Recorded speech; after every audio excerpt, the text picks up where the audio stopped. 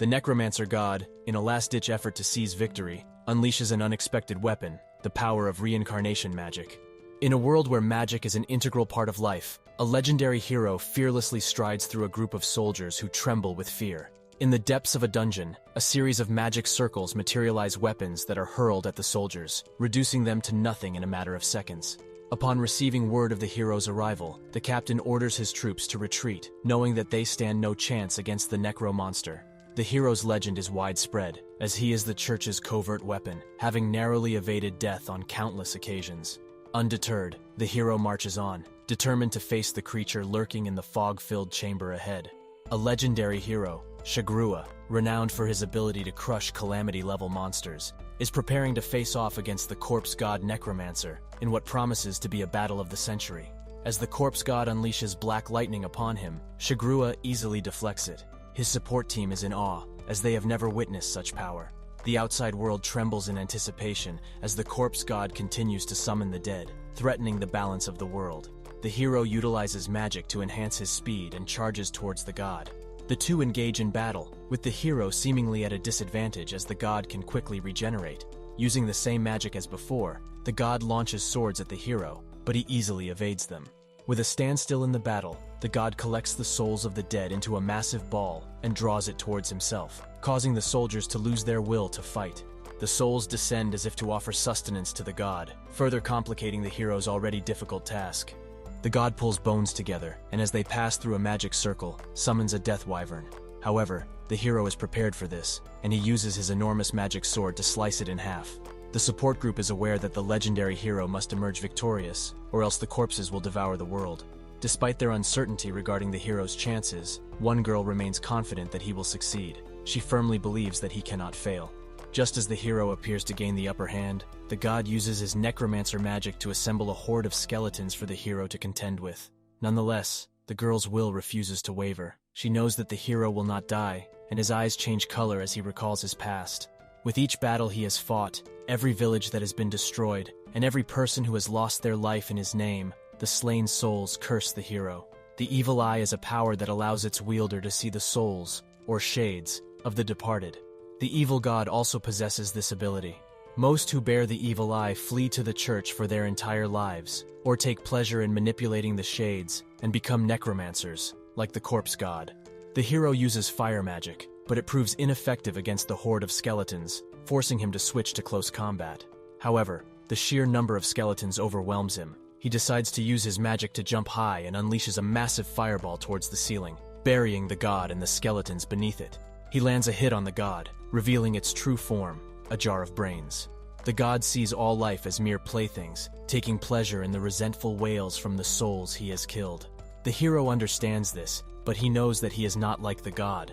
While people continue to kill each other, the evil god takes on the role of the Grim Reaper, amassing piles of corpses. Suddenly, the god summons a series of sigils, which confuses the hero, as he does not recognize the spell. The god is prepared to end their battle once and for all. In response, the hero gathers all of his power and receives additional support boosts. He leaps towards the god, piercing his spell, slashing through it and creating a massive explosion that clears the sky. The hero's mind suddenly becomes clouded, and he struggles to recall the events of the battle. It turns out, in their final confrontation, the corpse god used reincarnation magic. He struggles to gather his bearings, feeling disoriented and weak. The wound on his body adds to his discomfort and difficulty in speaking. The surroundings are completely unfamiliar to him. The walls, the flooring, everything is different. Gradually, he manages to get up and follow the source of light. He steps out into a bustling street, lined with unfamiliar buildings and people. The sheer novelty of it all leaves him awestruck, and he stands there, taking it all in. Suddenly, a drone catches sight of him, and its operator, a hitman, is stunned to see the boy alive. He quickly informs his team that their mission has failed, even though he had confirmed the boy's death earlier. The hitman is just as perplexed as the boy, and he puts his team on standby. The hitman is puzzled by how the boy can move around normally, despite having a slit throat. The architecture and writing in this place are completely foreign to the boy. As he examines the footage, he detects no signs of magic, and wonders where he could be. Looking out at the bustling city, the boy is fascinated by the sight of people living their lives in peace and happiness, and concludes that this must be a land without conflict. But as he remembers his own world, he can't help but worry about its future in his absence. As the police officers approach him, Polka feels confused and disoriented. He struggles to understand their language at first, but soon starts to piece together what they are saying. Drawing upon the linguistic information stored in his new body's brain, he manages to communicate that he is okay and introduces himself as Polka. Noticing the blood on his clothes, the officers become concerned. Just then, a girl suddenly leaps on his head, overjoyed at the sight of him being alive. She takes hold of his hand and pulls him away from the bewildered officers. Polka has no choice but to follow her, feeling overwhelmed by the strangeness of it all. They rush through the alleyway, and when they stop, the girl asks Polka if he remembers her, introducing herself as Misaki. As Polka's memories slowly return, he recognizes Misaki's smiling face from his past. Suddenly, she lifts him up, shakes him, and throws him into the air, confirming that he's warm and alive. Polka thanks her, but before he can finish, she draws out a bloody crowbar, revealing that she was his original killer. Misaki is bewildered by how Polka is alive after jamming the crowbar through his neck earlier. As Polka recalls the memories, he realizes that Misaki is indeed the killer and dashes away. As he watches the events unfold, the hitman is left questioning why someone would order a hit on a mere 16-year-old boy. Nevertheless, he knows that a job is a job, and that this time, the boy better stay dead. Otherwise, he won't receive his payment. Just running away takes all of Polka's strength. He struggles to sense any magical elements in the air or communicate with any spirits. The body he inhabits has little to no magic, rendering him unable to even heal his flesh wound. However, he knows that a fatal injury could result in his permanent death.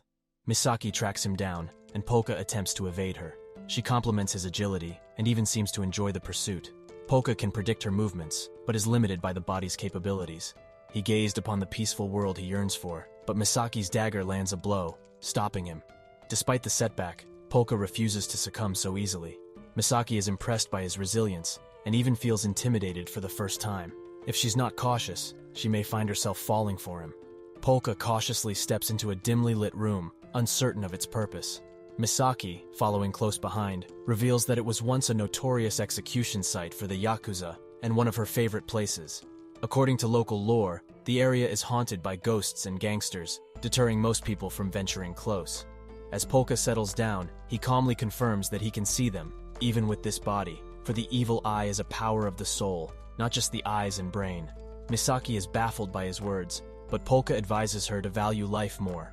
Drawing power from the surrounding souls, Polka creates a massive sigil, while Misaki lunges at him. In response, Polka summons a gigantic hand that instantly slays her. The hitman observes the entire spectacle through his drone. In his old world, the legendary hero stands tall as the brain in the jar, also known as the corpse god, is finally defeated. He is certain that God's spell took effect moments before the god's demise. It was teleportation magic. Although he could see the god's soul, it vanished too quickly for him to be sure if he truly succeeded in slaying the necromancer god. The supporter informs him that the church has sent a report, and all traces of God's soul have disappeared. With this, he can be sure he saved the world. Polka regains his memories and has finally realized that he is not the reincarnated hero, but in fact, the corpse god.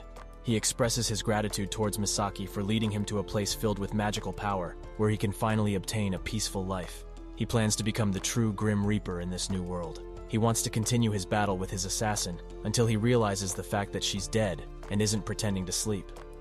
Thank you for watching. Subscribe for more videos like this.